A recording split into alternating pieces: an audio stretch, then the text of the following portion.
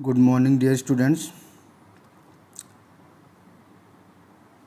Myself, Mukesh Kumar Jangir, and welcome all of you in MSc Final Chemistry Classes YouTube channel.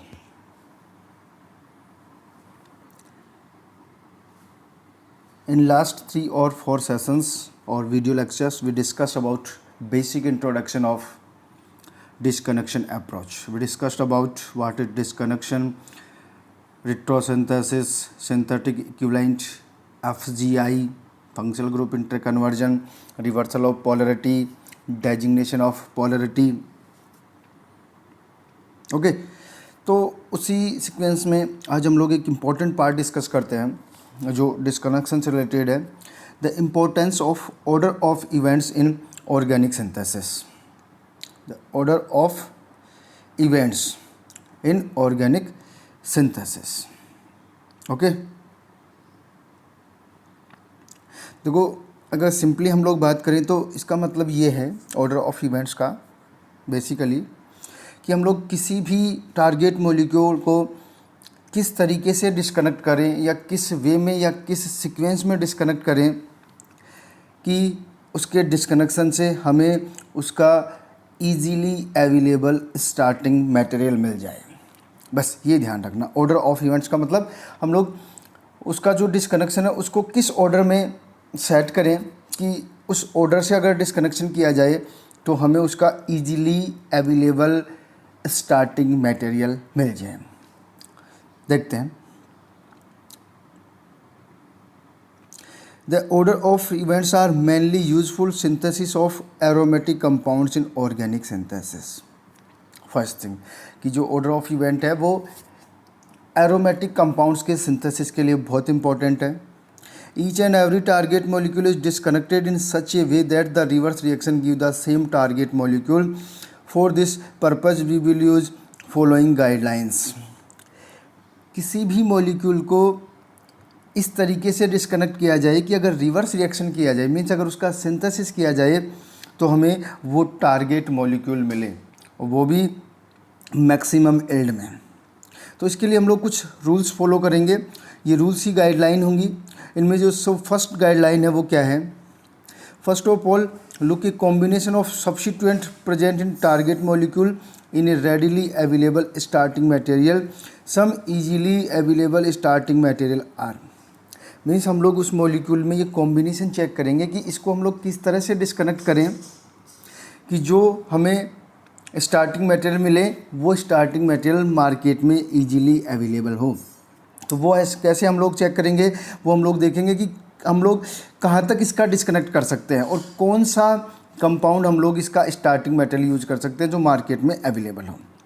ये कुछ compound हैं जो market में easily available होते हैं. मीन्स हम लोग किसी भी टारगेट मॉलिक्यूल का यहाँ तक डिस्कनेक्ट करते हैं, इससे आगे डिस्कनेक्शन करने की ज़रूरत नहीं होती है. ये सारे ये रिसोर्सिनोल टाइप, ये सैलिसिलिक एसिड, सैलिसल्डिहाइड, सैलिसल्डिहाइड को 2 बार लिख दिया, एंथ्रेलिक एसिड और ये टोलुइक एसिड. तो ये सारे कंपाउंड्स जो हैं वो मार्केट में इजीली अवेलेबल होते हैं. तो हम किसी भी टारगेट मॉलिक्यूल का जो डिस्कनेक्शन करते हैं वो इस हिसाब से करते हैं कि ये वाले सब्सटेंस हमें मिले क्योंकि ये मार्केट में इजीली अवेलेबल हैं. ठीक है, आगे चलते हैं. Guideline second, if in a target molecule there is a substituent which is difficult to add and it is good strategy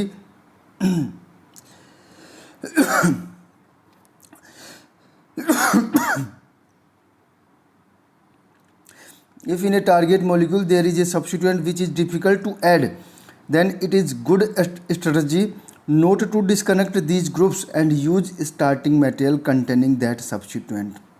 इसका मतलब क्लियर है कि अगर आपके पास कोई कंपाउंड है टारगेट मॉलिक्यूल है, उसमें कोई ग्रुप X जुड़ा हुआ है और वो X ग्रुप उस रिंग में जोड़ना मुश्किल है, तो हम लोग ऐसा स्टार्टिंग मटेरियल यूज करेंगे जिसमें वो ग्रुप ऑलरेडी जुड़ा हुआ हो.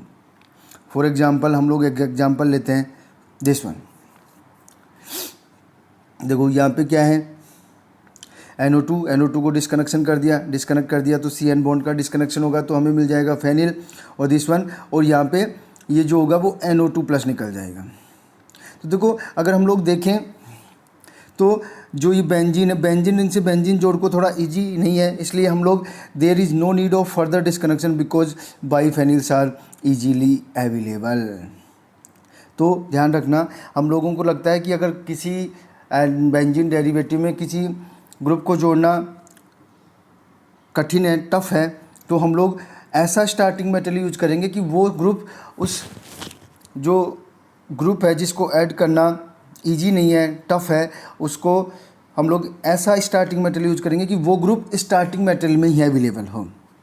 आगे चलते हैं, guideline third, examine the relationship between the groups then disconnect the group in such a way that the reverse reaction would give right orientation. ये अगर हम लोग किसी मॉलिक्यूल को डिस्कनेक्ट करते हैं, टारगेट मॉलिक्यूल को, तो उसमें अगर एक से ज़्यादा सब्स्टिट्यूएंट हैं या ग्रुप हैं तो उनको हम लोग ऐसा कॉम्बिनेशन चेक करेंगे कि पहले कौन से ग्रुप को डिस्कनेक्ट करें कि जो हमारा जब हम लोग रिवर्स रिएक्शन करवाएं या सिंथेसिस करवाएं तो हमारा टारगेट मॉलिक्यूल ही हमें मिले। फॉर एग्जांपल हम लोग इधर देख सकते हैं, देखो यहाँ पे दो पॉसिबिलिटी हैं, एक तरफ एल्काइल ग्रुप है, एक तरफ एसाइल ग्रुप है। इसका अगर हम लोग पाथ ए मान लें तो अगर पाथ ए से करें तो फिडेलक्राफ्ट एल्काइलेशन और बन जाएगा एसीटोफिनोन और ये बाहर निकल जाएगा। और फिर इसका अगर हम लोग फर्दर डिस्कनेक्शन करें तो ये बेंजीन और ये एसिटिल क्लोराइड। अगर हम लोग डायरेक्शन बी में इसका डिस्कनेक्शन करें तो पहले फिडेलक्राफ्ट एसाइलेशन, फिडेलक्राफ्ट एसाइलेशन से क्या बन जाएगा हमारे पास क्यूमीन और यहाँ पे एसिटिल क्लोराइड। अगर क्यूमीन का करवाएंगे तो हम लोग बन जाएगा बेंजीन और दिस वन। अब देखो दोनों डिस्कनेक्शन में क्या डिफरेंस है, since acetyl group is Meta directing so alkyl group is and alkyl group is para directing so path B is correct orientation।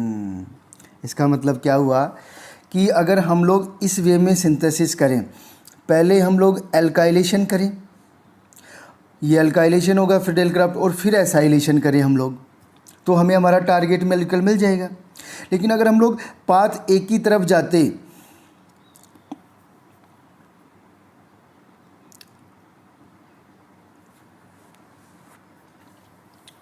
Okay अगर हम लोग पाथ ए की तरफ जाते मीन्स पहले हम लोग क्या करा देते एसाइलेशन, और एसाइलेशन से क्या बनता एसीटोफिनोन, और एसीटोफिनोन में ये वाला जो ग्रुप है वो मेटा डायरेक्टिंग है, जब हमें एल्काइल ग्रुप कहाँ पे चाहिए था, पैरा पोजीशन पे।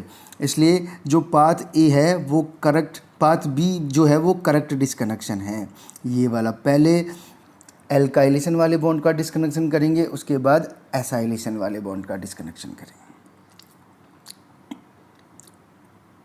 ठीक है, आगे चलते हैं, गाइडलाइन 4,